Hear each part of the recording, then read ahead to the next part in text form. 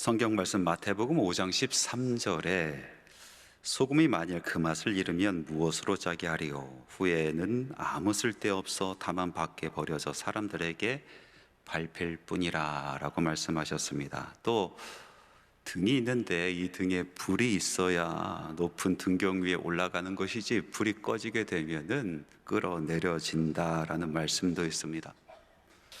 우리는 세상의 소금이요 세상의 빛인데, 우리가 맛을 잃어버리고 빛을 잃어버리게 되면은 아무 쓸모가 없어지고 세상 사람들로부터 외면당하고 버림받는다라는 그런 말씀입니다. 그러면 우리가 우리 되는 거, 성도가 성도가 되게 하는 이 맛과 빛은 무엇입니까?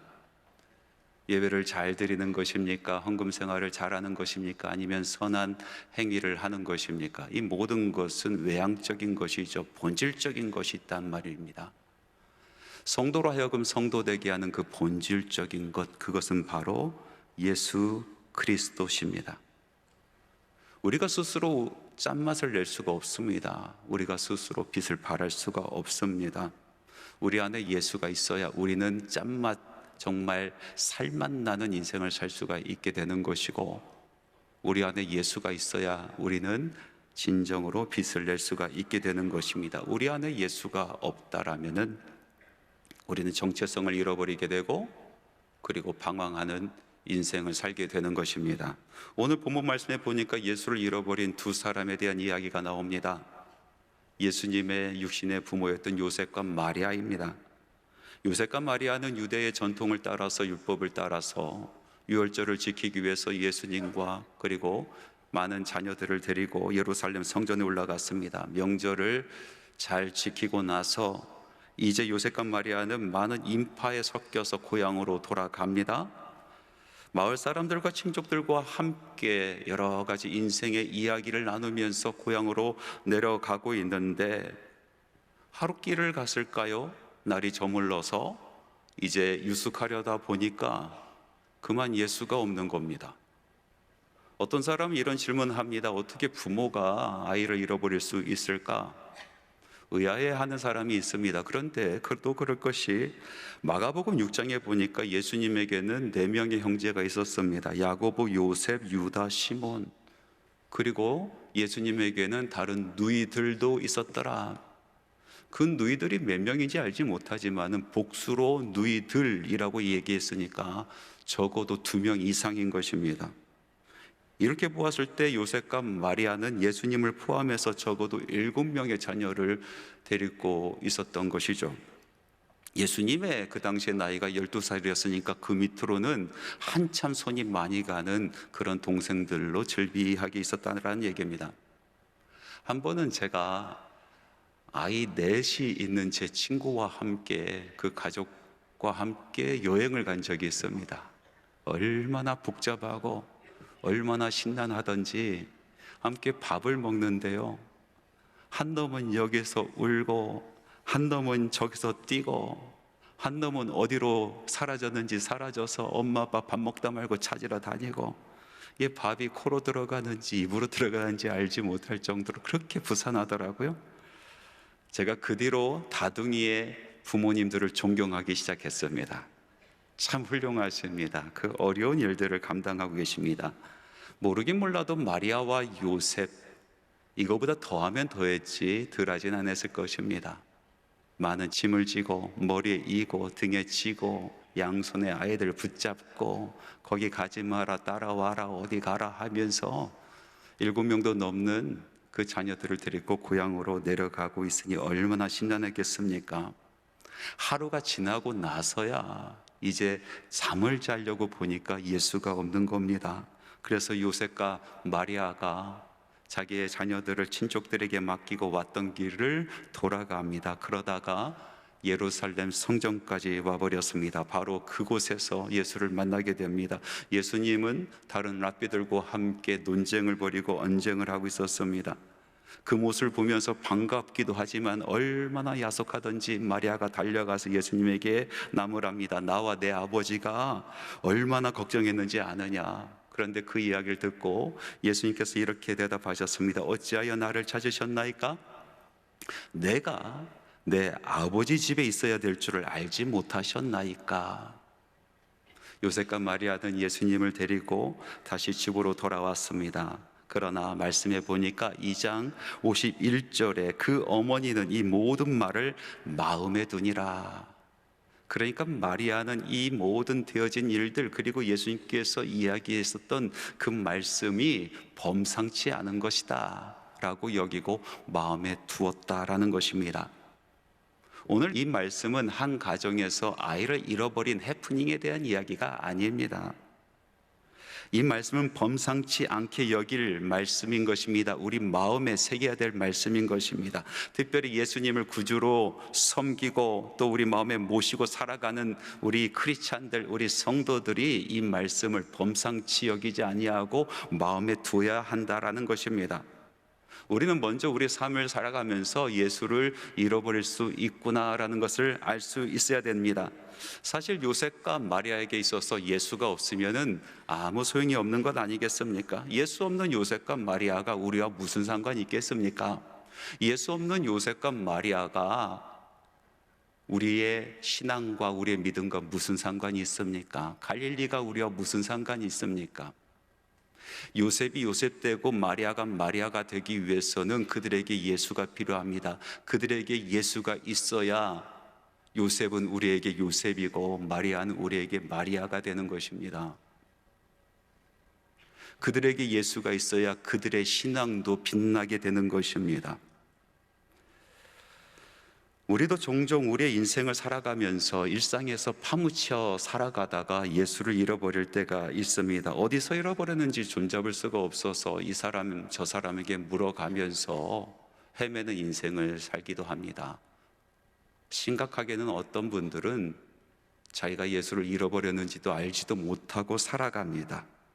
그러다 보니까 우리 스스로가 소금인 줄 알고 살아가는데 맛을 잃어버렸어요. 우리 인생에 맛이 없어요.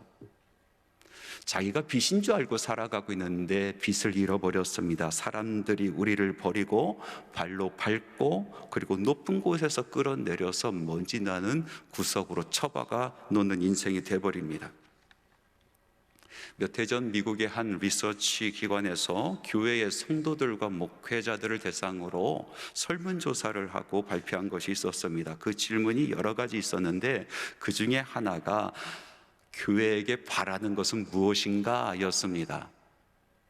많은 성도들이 여러 항목 중에서 교회에게 바라는 것은 이것입니다 라고 대답한 것 65%를 받은 것이 있는데요, 그것은 평안한 삶이었습니다. 성도들이 교회에게 바라는 것, 교회가 이렇게 좀 해줬으면 좋겠습니다, 나의 평안한 삶을 위해서 교회가 있었으면 좋겠습니다 라고 대답한 것입니다.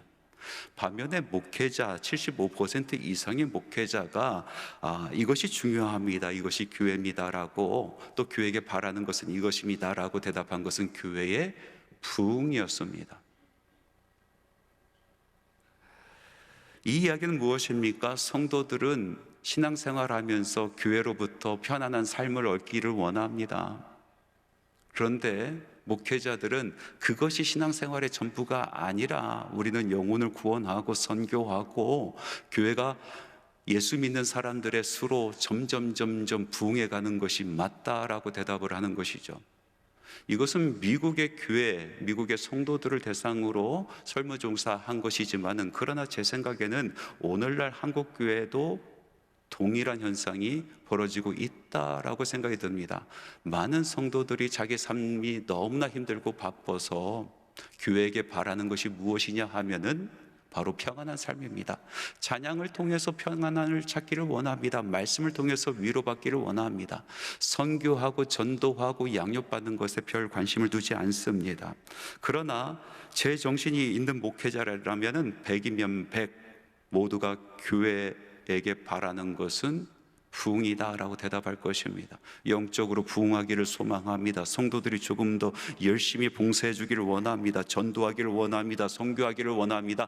양육받기를 원합니다. 말씀 훈련받기를 목회자들은 사모하고 있는 것입니다.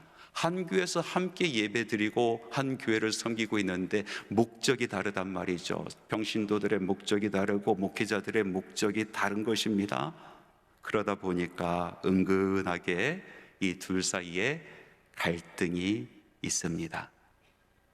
오늘 함께 예배드리고 있는 한소망의 성도 여러분들은 무엇이 맞다라고 생각하십니까? 교회 본질이 무엇입니까? 교회는 왜 있어야 됩니까? 성도들의 평안한 삶을 위해서 있어야 됩니까? 아니면 부흥을 위해서 있어야 되는 것입니까? 교회는 어느 곳에 초점을 맞춰야 되는 것입니까? 저는 둘 다 틀렸다라고 여겨집니다. 평안한 삶을 위한 것도 아니고 교회는 교회 부흥을 위해서 존재하는 것도 아닙니다. 교회가 교회되기 위해서, 정말 참 교회되기 위해서 우리가 정말 부여잡아야 되는 거, 그것은 성도의 평안한 삶도 아니고 교회 부흥도 아닙니다. 교회의 본질, 교회가 초점을 맞추고 부여잡아야 되는 것은 예수 그리스도십니다. 안락하고 평안한 삶 예수 없이 가능하겠습니까? 예수 없이 어떻게 안락하고 성도들이 편안한 삶을 살 수 있겠습니까? 만일 예수 없이 여러분의 삶이 안락하고 평안하다라면 그것은 거짓된 안락이요 거짓된 평안일 뿐입니다. 교회 부흥, 예수 없이 어떻게 교회 부흥을 꿈꿀 수가 있겠습니까? 예수 없이 어떻게 교회 부흥이 있을 수가 있겠습니까? 만일 어느 교회가 예수 없이 부흥했다라면 그것은 거짓된 부흥이요 거품일 뿐인 것입니다. 예수 없는 평안이 있을 수 없고 예수 없는 부흥이 있을 수 없는 것입니다. 교회가 교회되기 위해서는 바로 예수 그리스도가 그 중심에 있어야 되는 것입니다. 우리 주 예수 그리스도께서 우리 안에 계실 때 비로소 우리는 세상이 줄 수 없는 평안을 누릴 수가 있게 되는 것입니다. 우리 주 예수 그리스도께서 교회 중심이 되어 주실 때에 우리는 세상에서 경험치 못하는 우리 심령의 부흥을 누릴 수가 있게 되는 것입니다. 혹시 여러분 예수 없이 살아가고 계십니까? 요셉처럼 마리아처럼 예수 없이 정처 없이 걷고 계십니까? 세상의 걱정과 염려를 가득 짊어지고 수다를 떨면서 오랫동안 걸어왔는데 여러분의 심령 가운데 예수가 없습니까? 어디에 두고 온지도 알지 못해서 이 사람 저 사람에게 물어보며 살아가고 있습니까? 여러분 삶의 여러 가지 문제를 돌이켜 보십시오. 우리 안에 그리스도가 없으니 일이 꼬이기 시작하는 것입니다. 문제가 발생하기 시작하는 것입니다. 예수를 잃어버린 줄도 모르고 살아가고 있기 때문에 세상의 번뇌와 세상의 염려만 우리 머릿속에 가득한 겁니다. 그러므로 우리는 예수를 다시 찾아야겠습니다. 잃어버린 예수를 다시 만나야겠습니다. 구위 돌아 달려온 인생길 다시 돌이켜서 잃어버린 예수를 다시 만나고 예수를 다시 찾아야 되는 것입니다. 그러면 어떻게 예수님을 다시 찾을 수가 있을까요? 여러분, 길을 잃었을 때 제일 먼저 제일 빨리 길을 찾는 방법은 잃은 그곳으로 돌아가는 것입니다. 예수를 잃어버렸으면 잃은 그곳으로 돌아가는 것입니다. 그런데 여기 요셉과 마리아의 답답한 모습을 한번 보시기 바랍니다. 자기들 품속에 예수가 없는 것을 발견하고 그들이 한 일이 무엇입니까? 오늘 같이 읽은 말씀 누가복음 2장 44절 말씀 다시 한번 보기를 원합니다. 동행 중에 있는 줄로 생각하고 하룻길을 간 후 친족과 아는 자 중에서 찾되, 예수를 어디서 찾았다고 합니까? 친족과 아는 자들 중에서 예수를 찾았다. 그런데 그곳에 예수가 있습니까? 결과가 어떻게 됐습니까? 방금 읽은 이 말씀 2장 44절 말씀에 또 이런 말씀이 있습니다. 동행 중에 있는 줄로 생각하고 하룻길을 간 후, 그러니까 예수님을 잃어버리고 나서 하루가 지났다라는 거예요. 하룻길을 간 후에 예수 잃어버린 것을 알았다라는 것입니다. 예수를 바로 찾을 수 있는 길을 곧바로 갔다라면 하루 후에 예수를 찾을 수 있어야 되는 것입니다. 그런데 말씀해 보니까 2장 46절에 이렇게 기록되어 있습니다. 사흘 후에 성전에서 만난 즉, 예수를 잃어버린 지 하루가 되었는데 친족과 아는 사람들 중에 이리저리 물어가면서 예수를 찾다 보니까 사흘 후에나 예수를 만나게 되었다라는 것입니다. 엉뚱한 곳에서 예수를 찾다 보니까, 헤매고 다니다 보니까 시간 낭비하였다. 성경 말씀은 분명히 우리에게 알려주고 있는 것입니다. 이것이 예수를 잃어버리고 시험 든 사람들의 특징 아니겠습니까? 예수를 잃어버린 그리스도인들이 항상 범하는 일인 것입니다. 예수를 잃어버렸으면, 그래서 삶의 평안이 없으면, 그래서 우리의 심령 가운데 부흥이 없으면 바로 예수님 계신 그곳으로 달려가야 되는 것입니다. 예수님께서 하신 말씀처럼 내가 내 아버지 집에 있는 것을 생각하지 못하였습니까? 아버지의 집으로 달려가야 되는 것이 맞습니다. 엉뚱한 곳에서 답을 찾지 마시기 바랍니다. 이 사람 저 사람 붙들고 물어봐야 소용없습니다. 왜 나는 이렇게 평안이 없을까? 왜 내 인생은 이렇게 배배 꼬여 있을까? 왜 내 심령은 오늘날까지 정처 없이 떠돌고 다니고 있을까? 사람들에게 물어서 뭐합니까? 물어보면 물어볼수록 평안 없는 삶, 부흥 없는 심령, 답 없는 인생뿐. 더 이상 대답을 들을 수가 없습니다. 예수를 찾을 수가 없습니다. 구약 성경에 보면은 하나님의 사람이 하나님을 잃어버려서 낭패를 겪고 있는 모습이 낱낱이 그려져 있는데요, 바로 사사기의 이야기입니다. 사사기의 마지막 이스라엘의 모습을 보면은 이것은 하나님의 사람인지 아니면 하나님을 알지 못하는 사람인지 구분을 할 수 없을 정도로 처절하게 망가져 있습니다. 차라리 하나님 없는 사람이 낫지, 하나님 율법이 없는 사람들이 낫지, 이스라엘의 영성은 완전히 바닥을 쳤습니다. 그런데 이런 이스라엘을 다시 일으킨 사람이 있었습니다. 그것은 마지막 사사였었던 사무엘입니다. 사무엘을 인하여 다시 이스라엘의 평안이 찾아오고 부흥이 찾아왔습니다. 사무엘이 그럴 수 있었던 이유는 바로 잃어버린 하나님을 찾았기 때문에 그렇습니다. 어디서 하나님을 찾았습니까? 바로 언약궤 앞에서 하나님의 말씀이 여전히 살아있는 성전 안에서 하나님께서 여전히 기다리고 계신 사람을 만나겠다고 약속하신 시은자 앞에서, 그곳에서 하나님을 찾았습니다. 그때 상황을 사무엘상 3장 1절에서 3절 말씀은 이렇게 표현하고 있습니다. 우리 같이 한번 읽어보겠습니다. 이 사무엘이 엘리 앞에서 여호와를 섬길 때에는 여호와의 말씀이 희귀하여 이상이 흔히 보이지 않았더라. 엘리의 눈이 점점 어두워가서 잘 보지 못하는 그때에 그가 자기 처소에 누웠고 하나님의 등불은 아직 꺼지지 아니하였으며 사무엘은 하나님의 궤에 있는 여호와의 전 안에 누웠더니, 이스라엘이 얼마나 타락했는지, 그 시대가 얼마나 어두웠는지 삶 가운데 하나님의 말씀이 이상하게 보이지 않았더라. 제사장까지도 눈이 멀어서 어떤 것이 참이고 어떤 것이 그런 것인지 영적으로 분별하지 못하였더라. 그러나 한 가지 소망을 품을 수 있는 것이 있었는데 하나님의 법궤 앞에 하나님의 등불이 꺼지지 아니하였더라. 왜 그 등불이 꺼지지 않았습니까? 사무엘이 그곳에서 예배자로 서 있었습니다. 에봇을 입고 하나님을 찬양하기 시작하였습니다. 말씀을 사모하고 하나님을 기다렸습니다. 때가 되면 그때 그곳으로 달려가서 하나님의 이름을 부릅니다. 저 왔어요 하나님, 사무엘 왔습니다. 기도에 불이 꺼지지 않기 위하여 제가 이 자리에 섰나이다. 주의 제단에 불이 꺼지지 않게 하기 위하여 제가 이 자리에 섰나이다. 그 앞에 서 있었고 그 앞에 누워 있었습니다. 그런 사무엘에게 하나님께서 나타나시고 하나님께서 그를 찾아와 주셨습니다. 그곳에서 사무엘은 하나님을 만났습니다. 하나님을 다시 찾았습니다. 이스라엘 민족이 잃어버렸던 하나님을 찾았습니다. 민족이 잃어버렸던 하나님을 다시 찾았습니다. 우리에게 문제가 발생하면 우리는 사람을 찾습니다. 이곳저곳 묻습니다. 그러나 근본은 달라지지 않습니다. 하나님의 사람이 하나님이 없어서 문제이지, 예수의 사람이 예수가 그 심령 가운데 사라져서 문제이지, 성령의 사람이 성령이 충만하지 않아서 문제이지, 인생의 답을 몰라서 문제가 아닌 것입니다. 사람들은 사람들을 만나고 지혜자를 찾고 승리자를 찾습니다. 그런데 그렇게 한들 나는 맛 잃은 인생이구나, 나는 빚을 잃은 인생이구나, 그것을 알 뿐인 것입니다.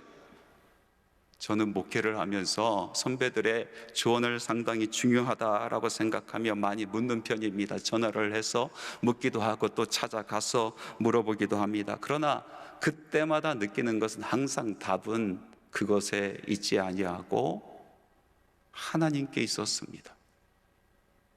십자가에 있었습니다. 예수께 있었습니다.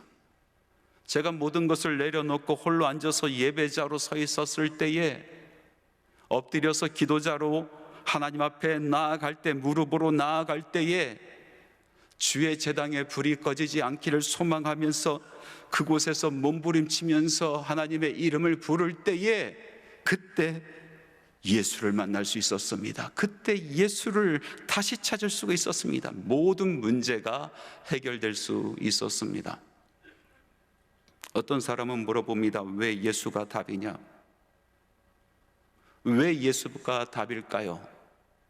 예수님께서는 우리의 눈을 띄게 하시는 분이시기 때문에 그렇습니다. 영적으로 어두워서 정말 참이 무엇인지 구분하지 못하는 우리들의 눈을 뜨게 하시는 분이 바로 예수 그리스도십니다. 그래서 진짜를 보게 하십니다.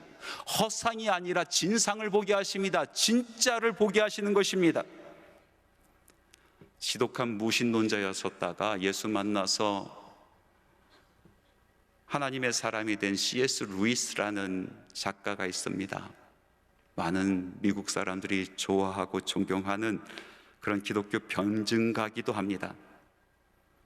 그가 예수 만나고 기독교인이 된 후로 기독교에 대해서 많이 변증을 하고 있었는데, 그때 사람들이 물어봤습니다. 당신은 왜 기독교를 믿습니까?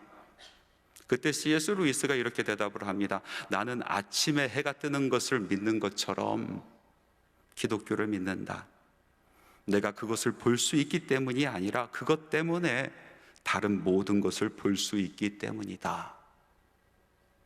저는 이 아침 C.S. 루이스의 말을 빌어서 이렇게 이야기하고 싶습니다. 나는 아침에 해가 뜨는 것을 믿는 것처럼 예수를 믿는다. 내가 예수를 볼 수 있기 때문이 아니라 예수 때문에 다른 모든 것을 볼 수 있기 때문이다. 예수님께서는 닫혀있는 우리의 눈을 뜨게 하십니다. 허상 속에서 헤매지 않게 하십니다. 눈을 뜨게 하시고 우리로 하여금 참된 것을 보게 하십니다. 진짜 길을 보게 하십니다. 생명의 길을 보게 하시고 영생의 길을 보게 하시고 우리로 하여금 그 길을 걷게 하시는 것입니다. 예수를 잃으면 예수를 잃은 곳으로 바로 달려가야 되는 것입니다. 예수님께서 말씀하신 것처럼 왜 나를 엉뚱한 곳에서 찾는 것인가? 내가 아버지의 집에 있을 것을 생각하지 않았느냐? 여러분, 예수를 잃어버렸었다라면 기름 부음이 있는 이 한소망의 예배 속에서 하나님의 임재하심을 경험하시기 바랍니다. 주의 보혈이 흐르는 피전의 사다리를 통하여 잃어버린 예수를 찾으시기 바랍니다. 생명이 있는 목장에서 여러분 잃어버린 기쁨을 다시 찾으시기 바랍니다. 오늘 바로 이 순간 주님의 전에서 예수 그리스도의 이름을 부르시기 바랍니다. 저 왔어요, 저 왔어요.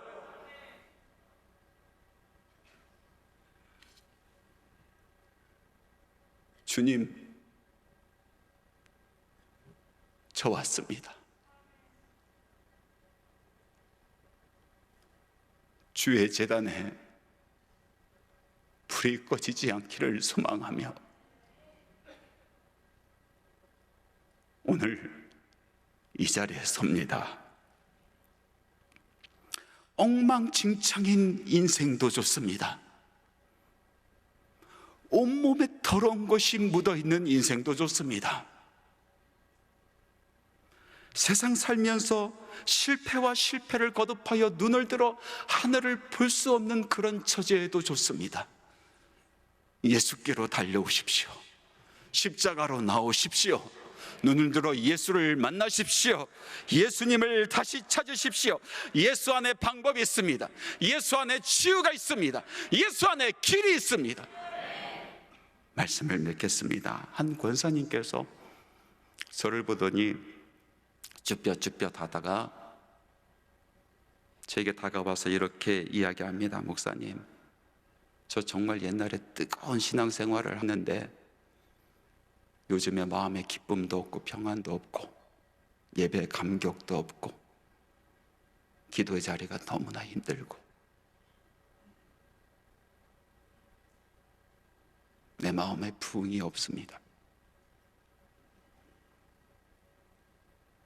그래서 제가 물어봤어요. 얼마나 되셨습니까? 생각하더니 한 10년쯤 된 것 같아요. 그러면서 이렇게 얘기합니다. 그래도 목사님, 저 예수님 믿어요. 괜찮은 거죠? 저는 대답했습니다. 아니요. 권사님 괜찮은 거 아닙니다. 예수가 그 10년 가운데 있으면 기쁨이 사라지지 않습니다. 예수가 정말로 권사님의 삶에 있으면 평안이 사라지지 않습니다. 심령의 부흥이 식어지지 않습니다.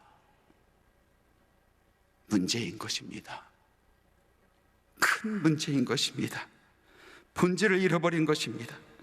사랑하는 성도 여러분, 본질을 잃어버리면 모든 것을 잃는 것입니다. 우리로 우리 되게 하는 것, 성도로 하여금 성도 되게 하는 것, 교회로 하여금 교회 되게 하는 것, 그 본질, 우리의 믿음의 본질은 예수 그리스도입니다. 우리의 분주한 삶을 통하여 많은 세상의 염려 때문에 정처 없이 걷다가 요셉과 마리아처럼 예수를 잃어버리셨습니까? 오늘 그 예수님을 다시 만나시기 바랍니다. 오늘 이 시간 예수를 다시 찾으시기 바랍니다. 예수님은 성전에 계십니다. 예배 자리에 계십니다. 예수님은 거룩한 곳에 계십니다. 십자가의 보혈이 흐르는 바로 그곳에서 예수님께서 여러분을 기다리십니다.